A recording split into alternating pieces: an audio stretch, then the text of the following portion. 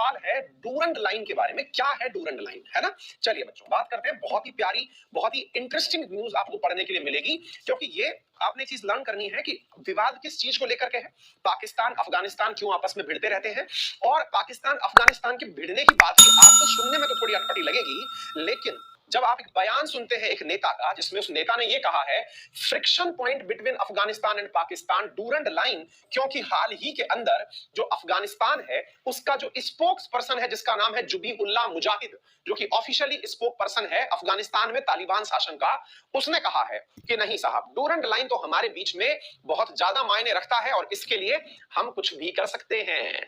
अर्थात Durand line तो एक प्रकार से समझिए इन दोनों के बीच में पहले भी विवाद का विषय था और तालिबान के आने के बाद भी विवादित विषय रहा है। तो आपने जानना तो जरूरी है कि आफ्टर ऑल ऐसा क्यों हो रहा है कि तालिबान और पाकिस्तान के बीच, तालिबान में क्यों बोल रहा हूं, क्योंकि अफगानिस्तान में इस समय तालिबान है, तो अफगानिस्तान और पाकिस्तान के बीच की सीमा रेखा विवाद का एक ऐसा कारण है जिसके चलते संभव है कि पाकिस्तान के साथ तालिबान के रिश्तों में खटास आ जाए। अब आप पूछेंगे कि अरे सर, आप तो पता नहीं कौन सी न्यूज दे रहे हो, आपको पता भी है ये कोई बात केवल ख्याली है। आपको पता होना चाहिए पाकिस्तान तो उसका एकदम हमनवा हमसखा। आप ये जो कह रहे हो कि पाकिस्तान के कारण रिश्ते खराब हो सकते हैं, अरे सर वो तो मित्र हैं। अच्छा, आप क्या अपने मित्र के साथ में इस तरह का बॉर्डर बनाते हैं? क्या आप अपने मित्र के घर को सेपरेट करने के लिए इस प्रकार का कटीला बॉर्डर बनाते हैं? शायद दिख नहीं रहा होगा, मैं दिखाता हूं। क्या आप अपने मित्र को दूर रखने के लिए इस प्रकार का बॉर्डर बनाते हैं जहां पर लोग गन लेके खड़े हों? एक ऐसा बॉर्डर जिसमें दूसरी तरफ वाली जो सीमा रेखा है ये 13 फीट ऊंची है, एक तरफ वाली 11 फीट ऊंची है, सबके अंदर इलेक्ट्रिसिटी बहती है।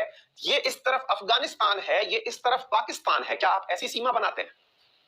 ये पता है किसके बीच में है? मैं आपको लिख देता हूं ताकि आपको ये समझने में आसानी हो। इधर पाकिस्तान है, इधर अफगानिस्तान है। फिर आप पूछेंगे कि सर ये तो वाकई में मतलब खतरनाक दिख रहा है, बॉर्डर की सिक्योरिटी बड़ा विषय है, हम पाकिस्तान के साथ बना सकते हैं, लेकिन पाकिस्तान ने अफगानिस्तान के साथ क्यों बनाई? और अब जबकि अफगानिस्तान के अंदर तालिबान का शासन है और वही अफगानिस्तान में तालिबान भले ही अब हो, लेकिन इससे पहले भी तो उन्हें पता तो था ही ना कि हमारे ही लोग हैं।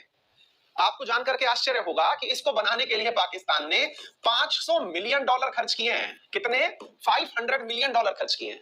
$500 मिलियन खर्च किए और छोटी मोटी सीमा रेखा नहीं है ये 2670 किलोमीटर लंबी सीमा रेखा है। 2670 किलोमीटर में फेंसिंग की गई है, तार लगाए गए हैं जिसमें इलेक्ट्रिसिटी तक प्रवाहित होती है, बिजली तक प्रवाहित होती है। इसके अंदर मैं अगर आपको बताऊं तो साथियों, इसने 1000 तो वाच टावर बनाए हैं। वाच टावर का मतलब समझते हैं? जहां से आप खड़े होकर निगरानी करेंगे कि कोई आ तो नहीं रहा। इसके अंदर ही 16 ऐसे पॉइंट बनाए हैं जहां से आप बॉर्डर्स को क्रॉस करने का, जैसे अपने वाघा बॉर्डर टाइप से जो जगह है, ऐसा अफगानिस्तान पाकिस्तान में इस 2670 किलोमीटर लंबी के अंदर गेट बनाए कि यहीं से आ सकते हो आप। बस अगर इसमें से आए तो मारे जाओगे, क्योंकि एक तरफ सेना खड़ी है, बीच में लाइट बह रही है, ऊपर कटीले तार लगे हुए हैं। अगर निकलना है तो पूरा चैलेंज लेके निकलना। तो इसका मतलब सर खतरनाक बात है ये। आप पूछना चाहिए सर ये बॉर्डर बना कहां दिया? बेटा ये जो दिख रहा है ना आपको, इसी को डूरंड रेखा नाम दिया गया है। क्या नाम दिया गया है? डूरंड रेखा। अब आप पूछेंगे ये कौन सी रेखा आ गई? साथियों ये अफगानिस्तान और पाकिस्तान के बीच के बॉर्डर का नाम है। अफगानिस्तान और पाकिस्तान के बीच के बॉर्डर का नाम डूरंड रेखा है। बोले सर ये कब बन गई? मैंने कहा बेटा ये आज की नहीं है, अगर समय देखा जाए तो ये नवंबर 12 1893 में बनी हुई सीमा रेखा है। बोले उस समय तो सर ब्रिटिशर्स हुआ करते थे हमारे यहाँ पे। मैंने कहा बहुत सही पकड़ रहे हो, उस समय बेटा हमारे यहाँ पर ब्रिटिशर्स ही हुआ करते थे, यानी कि उस समय ब्रिटिश इंडिया हुआ करता था। उस समय भारत ना होकर के भारत पर अंग्रेजों का शासन था, दैट इज ब्रिटिश इंडिया। और साथियों उस समय जब ब्रिटिश इंडिया था तो उस समय हेनरी डूरंड नाम से, उस समय हेनरी डूरंड नाम से, अब ये नाम याद कर लीजिएगा, ये पेपर में पूछा जाता है, एक सिविल सर्वेंट थे, यानी उस समय के आईएएस अधिकारी थे। उन आईएएस अधिकारी ने, जो कि हेनरी डूरंड थे, ये उस समय के सिविल सर्वेंट थे और इन सिविल सर्वेंट ने अफगानिस्तान के अंदर तत्कालीन जो राजा थे जिनका नाम था अब्दुल रहमान, उन अब्दुल रहमान से ये बॉर्डर बनवाने का समझौता किया था। अब आप पूछेंगे कि सर एक बात बताइए, ब्रिटिशर्स को डूरंड लाइन खींचने की क्या जरूरत पड़ी? ये तो समझ में आया कि जब ब्रिटिशर्स इंडिया छोड़ के जा रहे थे तो भारत और पाकिस्तान का विभाजन करते हुए रेड क्लिफ लाइन खींच गए। ये तो समझ में आता है, लेकिन वो तो भारत छोड़ के जा रहे थे तब बनाया पड़ा, लेकिन इस समय तो भारत छोड़ने की जरूरत थी ही नहीं इनको, तो अफगानिस्तान जाते समय इन्होंने बॉर्डर क्यों बनाया? अफगानिस्तान में बॉर्डर की क्या जरूरत थी? और अंग्रेज तो 1893 में क्या 1947 तक इंडिया में थे, तो अंग्रेज चाहते तो इस अफगानिस्तान को कब्जा कर लेते, ऐसी क्या दिक्कत थी? बिल्कुल सही सोचते हैं आप, बड़ा सवाल सोचते हैं आप। बड़ा सवाल ये है कि जब ब्रिटिश इंडिया, ये जो अपना पाकिस्तान है, ये ब्रिटिश इंडिया आज जो आप देखते हैं ये पाकिस्तान में होकर के गुजरता था। अब बड़ा सवाल ये है कि पाकिस्तान भी उस समय ब्रिटिश इंडिया ही था, तो फिर अंग्रेजों ने अफगानिस्तान के ऊपर फतह हासिल क्यों नहीं कर ली? मैं आपको बता दूं कि ये डूरंड रेखा जा कहां से रही है, यहां से होकर के, ये जो जगह आप देख रहे हैं यहां से होकर के डूरंड रेखा ईरान के बॉर्डर तक जा रही है। ये जगह कौन सी है? यहां पर पाकिस्तान ऑक्यूपाइड कश्मीर के नाम से जो जगह है, जो कि हमारा कश्मीर है, वहां से अफगानिस्तान का बॉर्डर इंडिया से ज्वाइन होता है, लगभग 106 किलोमीटर का। वहां से लेकर डूरंड रेखा जो है वो ईरान के बॉर्डर तक जा रही है, 2670 किलोमीटर। बड़ा सवाल है, इस सवाल को पूछना भी चाहिए कि सर अंग्रेज थे वो, तो उन्हें ये बॉर्डर लाइन बनाने की जरूरत क्यों पड़ी? अब्दुल रहमान के साथ समझौता करने की जरूरत क्या पड़ी? अफगानिस्तान को कब्जा कर लेते। बहुत सही सवाल सोचते हैं आप, लेकिन इसमें गड़बड़ है। गड़बड़ यह है कि अफगानिस्तान को कब्जा करने का प्रयास अंग्रेजों ने कई बार किया, अफगानिस्तान के ऊपर कई बार कब्जा करने का प्रयास किया, और उन कई बार के प्रयासों में 3 बड़े बड़े युद्ध आप पढ़ते भी हैं, उनको आप कहते हैं आंग्ल अफगान युद्ध, और भारत के इतिहास में उसे अफगान युद्ध के नाम से ही पढ़ाया जाता है। पहला अफगान युद्ध जो हुआ था वो 1839 में हुआ था, पहला अफगान युद्ध। दूसरा जो अफगान युद्ध हुआ था, जिसके अंदर ये अब्दुल रहमान नामक व्यक्ति जिसने डूरंड के साथ समझौता किया था, वो वाला बना था राजा, वो 1878 में हुआ था। तीसरा जो अफगान युद्ध हुआ था, ये उस समय हुआ था जब भारत के अंदर मॉन्टेग्यू चैम्सफोर्ड सुधार आए थे 1919। तो ऐसा नहीं है कि अंग्रेजों ने अफगानिस्तान पर कब्जा करने का प्रयास नहीं किया, बहुत बार किया, लेकिन अफगानिस्तान जिस प्रकार से आज अमेरिका के द्वारा कब्जे में नहीं आ पाया, ऐसे ही पहले अंग्रेजों द्वारा कब्जे में नहीं आ पाया, क्योंकि यहां के जो कबीले हैं वो बहुत अनऑर्गेनाइज्ड तरीके से लड़ाई लड़ते हैं। अनऑर्गेनाइज्ड तरीके से मतलब हुआ गुरिल्ला वार नीति के तहत लड़ाई लड़ते हैं। वो एक बार हार जाते हैं, पूरी तरह से सफाया कर दिया आपने, लेकिन फिर वो संगठित होकर के निकल आते हैं, बिल्कुल जैसे फिल्मों में कभी आपने जॉम्बीज देखे हो, बिल्कुल जॉम्बीज की तरह। यही अमेरिका के साथ हुआ, अमेरिका ने तालिबान को खत्म करने के लिए खूब प्रयास कर लिया, लेकिन आप किस चीज से लड़ाई कर रहे हैं? कोई ऑर्गेनाइज्ड सेना हो तो हराया जाए, यहां सेना नहीं है, यहां जो खड़ा हुआ उसके हाथ में बंदूक पकड़ा दी, चल भाई लड़ ले। तो ऐसी स्थिति में कोई ऑर्गेनाइज्ड व्यक्ति नहीं है और कोई ऑर्गेनाइजेशन नहीं है। यही कारण है कि अंग्रेज इस जगह को जीतते हुए भी नहीं जीत पाए।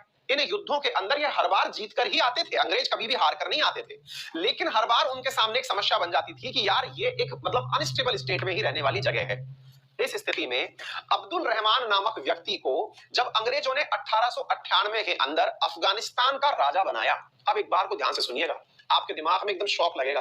एक मिनट, 1878 के अंदर अंग्रेजों ने अफगानिस्तान में राजा बनाया, इसका मतलब क्या है? मतलब यह है कि अफगानिस्तान के अंदर अफगानिस्तान को जीतकर अफगानिस्तान में अपने ही किसी व्यक्ति को नियुक्त कर आए कि बेटा तुम यहां के राजा बन के रहो। आई बात समझ में? यानी कि यहां का राजा अब्दुल रहमान अंग्रेजों ने बना दिया। बोले यार ये तो बहुत सही है, तो सर इसको कब्जा नहीं किया, इन्होंने राजा बना के चले आए, और उस राजा से 1893 में कहा कि बेटा सुनो, तुम्हारा राजपाट सही से चल रहा है, तो एक काम करो, तुम्हारा शासन तुम चलाते रहो और ब्रिटिश इंडिया के साथ एक बॉर्डर बना लो। और इस ब्रिटिश इंडिया के बॉर्डर का नाम था डूरंड लाइन। फिर आप पूछेंगे सर ये बात थोड़ी समझ से ऊपर निकल गई। बोले क्यों भाई?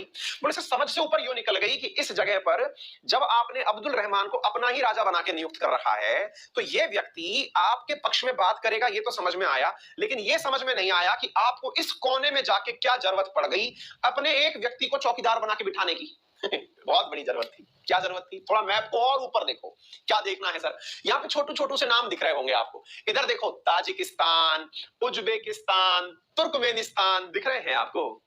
साथियों ये सभी उस समय यूएसएसआर यानी रशियन फेडरेशन हुआ करते थे, यानी ये सारा की सारा बॉर्डर जो था ये उस समय रशिया के पास था। यानी अफगानिस्तान के एक तरफ तो था ब्रिटिश इंडिया और अफगानिस्तान के एक तरफ था रशिया। तो बोले फिर क्या था?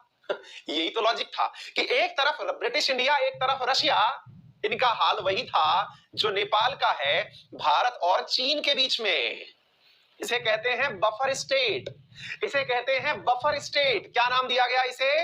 Buffer state. बफर स्टेट का मतलब यह हुआ कि अफगानिस्तान भारत के बीच में यानी ब्रिटिश इंडिया और रशिया के बीच में एक ऐसी जगह का काम करता था जिस पर एक तरह से समझिए एक बहुत बड़ा ऐसा जोन बना दिया जिसमें कोई भी सेना आएगी जाएगी तो ये सामने वाला व्यक्ति सतर्क हो जाएगा। यानी खुद की इज्जत के लिए तो ये कहना कि मेरा बॉर्डर तो यहीं तक था, लेकिन इस जगह पर कोई भी एंट्री किया तो उससे लड़ाई करने पहुंच जाना। अरे तुमको पता नहीं है कि मेरा दोस्त है ये? भूटान के साथ और नेपाल के साथ भारत यही तो करता है। चाइना वाले डोकलाम वाले क्षेत्र में भूटान के पास जब एंट्री करने लगे तो इंडिया ने कहा कि मैंने वादे ले रखे हैं भूटान की रक्षा के। भूटान एक ऐसा स्टेट इंडिया ने चाइना के साथ बना रखा है, इस तरह से प्रोटेक्ट करता है कि तुम हाथ लगाओ मैं आ जाऊंगा अंदर। और दूसरी तरफ इंडिया क्या कहता है? दूसरी तरफ इंडिया कहता है भूटान तो एक सॉवरेन स्टेट है, उसका राजपाट अपना चलेगा, क्या दिक्कत है? ये ब्रिटिश इंडिया से ही सीखा है हमने। अंग्रेजों ने अफगानिस्तान को ऐसे ही बना रखा था कि तुम हाथ लगाओ, रशिया वालों तुमसे लड़ाई करने आ जाएंगे हम। तो बैटलफील्ड था ये, यूं समझिए आप। इस बैटलफील्ड के दौरान अब्दुल रहमान एकदम पपेट आदमी था। देखो अंग्रेज जिसको भी राजा बनाते थे वो अपना पपेट का पुतली बना के बिठाते थे। तो अब्दुल रहमान को यहाँ का राजा बनाया और उसने कहा कि भाई अंग्रेजों बताओ क्या चाहते हो? बोले बेटे मैप निकालो। बोले निकाल लिया। बोले एक काम करिए कि यहाँ पर मैप निकाल करके इस पर एक लाइन खींच देते हैं अपन। बोले हाँ सर ये सही रहेगा। बोले यहां से आगे तुम्हारा और यहां से आगे हमारा। बोले खींच दो सर। साथियों एक मैप निकाल करके देखो, अंग्रेजों की ये बड़ी समझदारी की चीज लगती थी कि वो कभी भी एफर्ट नहीं लगाना, बैठ करके मैप में से ही लाइन खींच देना। मैप निकाला और एक लाइन खींच दी। बोले सर गजब लाइन खींची, ध्यान क्या रखा फिर उन्होंने? बोले ध्यान ये रखा कि जो हिंदू कुश पहाड़ियां हैं, हाँ भाई क्या ध्यान रखा कि जो हिंदू कुश पहाड़ियां हैं वो हिंदू कुश पहाड़ियां और उन पहाड़ियों के अंदर एक रास्ता जिसका नाम है खैबर पख्तूनवा पास, खैबर पख्तूनवा पास, इसको अपने पास रखना था। बोले ये क्या मतलब हुआ? अंग्रेजों ने क्या किया? ब्रिटिश इंडिया वाली तरफ इस चीज को रख लिया, यानी जो आज पाकिस्तान है उसमें इसको रख लिया और दूसरी तरफ अफगानिस्तान छोड़ दिया। अब आपके दिमाग में एक चीज अटक गई, सर हमको इसमें ऐसा कुछ नजर ही नहीं आ रहा जो मतलब बहुत बड़ा काम किया हो। नजर तो हम दिखाएंगे तब आएगा। वास्तविकता यह है बच्चों कि आप जब पाकिस्तान का मैप देखते हैं तो जिस पाकिस्तान को आप देखते हैं असल में डूरंड रेखा से सेपरेट हुआ अफगानिस्तान से, यहां पर पहाड़ियां हैं जो कि पामीर की गांठ से निकल करके आ रही हैं, जिन्हें हिंदू कुश पहाड़ियां कहते हैं। जैसे एक तरफ हिमालय निकल गया, ऐसे ही एक तरफ हिंदू कुश पहाड़ियां निकल के आई हैं, जो कि नेचुरल बॉर्डर है अफगानिस्तान और पाकिस्तान के बीच में, यानी प्राकृतिक रूप से बना हुआ एक बॉर्डर है। उस बॉर्डर के एक तरफ अफगानिस्तान एक तरफ पाकिस्तान, यानी एक तरफ एक समय इंडिया एक तरफ अफगानिस्तान। आई बात समझ में? लेकिन उसमें से एक जगह ऐसी थी जहां पर पहाड़ियों ने जगह छोड़ रखी थी, जहां पर पहाड़ियों ने अपने में से जगह छोड़ रखी थी, नेचुरली पहाड़ कटे हुए थे, उसे कहते हैं पास। ये था वो पास। अब आप इस फोटो को देखिए, ये है वो पहाड़ियां। इन पहाड़ियों को अगर आप देखते हैं तो आपको यहां पर नजर आता है कि यहां से नेचुरली आपको सामने अफगानिस्तान दिख रहा है, इस तरफ ब्रिटिश इंडिया दिख रहा है। अगर आपको ये बात समझ में आई। ऐसी स्थिति में साथियों ये वाली जो जगह थी, ये इतिहास में भी भारत पर जितने भी अटैक हुए उन अटैक का रास्ता बनी थी। अगर ये रास्ता ना होता तो शायद इंडिया पर कभी भी खिलजियों का शासन ना होता। क्या आपको मेरी बात समझ में आई? यानी अफगानिस्तान से जो इन्वेडर्स इंडिया पर अटैक करने आए थे वो आते ही इस रास्ते के कारण थे, क्योंकि यही वो रास्ता था जो अफगानिस्तान को पाकिस्तान से यानी उस समय के ब्रिटिश इंडिया से जोड़ता था। और उससे पहले अगर आप मिडाइवल इंडिया में चले जाते हैं सल्तनत पीरियड के तुरंत बाद, तो आपको ये वाला रास्ता दिखाई पड़ता है। यानी ये बहुत बड़ी चीज थी साथियों। आज भी ये बहुत बड़ी चीज है। आज भी अफगानिस्तान से पाकिस्तान के बीच आप जो ये सड़क देख रहे हैं, असल में ये सड़क इसी पास में से होकर निकलती है। और ये सड़क आज भी अफगानिस्तान पाकिस्तान के बीच में बहुत बड़ा, यानी कि एक तरह से समझिए 100 में से 95% ट्रेड इसी रास्ते के माध्यम से होता है। आ गई बात समझ में? यानी इन दोनों का जंक्शन पॉइंट है। तो बोले अब इसमें कौन सी बात है जो कि इनके बीच में विवाद क्यों है फिर? तो भाई जिस समय अंग्रेजों ने ये डूरंड रेखा बनाई उस समय ये सोचा कि भाई हमने तो बहुत बड़ा काम कर लिया, लेकिन क्या आपको पता है अंग्रेजों ने इस लाइन के साथ साथ एक बहुत बड़ा गेम खेल दिया था। और वो गेम क्या था? फूट डालो और राज करो का गेम। बोले सर ये तो सुना सुना सा लग रहा है, बंगाल विभाजन में भी ऐसा ही किया था इन लोगों ने। बंगाल विभाजन के अंदर भी पूर्वी बंगाल और पश्चिमी बंगाल बांट दिया था, बिल्कुल वैसा ही। असल में बंगाल विभाजन से पहले अंग्रेजों ने इस जगह का विभाजन किया था, जो कि अपने आप में एक बड़ा लेसन था। बोले क्यों सर, क्या किया था? बोले बच्चों असल में अब आपको एक और कलर देखना चाहिए। कौन सा कलर है मैं आपको नोटिस कर रहा हूं, शायद आप देख पाए। अब आप इस कलर को देखिए, आपके सामने मैं मार्क कर रहा हूं, इस कलर को नोटिस करिए। आपको एक और कलर यहां दिखाई पड़ेगा, देखिए जरा इस कलर को। बोले सर ये क्या है? ये तो बॉर्डर निकल रहा है बीच में से, एक डिफरेंट कलर है आपने जो यहां दिखा दिया। मैं एक काम करता हूं, इसको ना एक बार के लिए बाकी सबको इरेज कर देता हूं ताकि आप इस कलर को नोटिस कर पाए। कौन सा कलर है आप वो देख लें। साथियों यहां पर मैं एक कलर और आपको नोटिस करा रहा हूं, जरा आप इसे नोटिस करें। बोले सर क्यों नोटिस करवा रहे हो इसको? मैंने कहा बेटा यहां से आगे एक और स्टोरी शुरू होती है। बोले कौन सी स्टोरी शुरू होती है?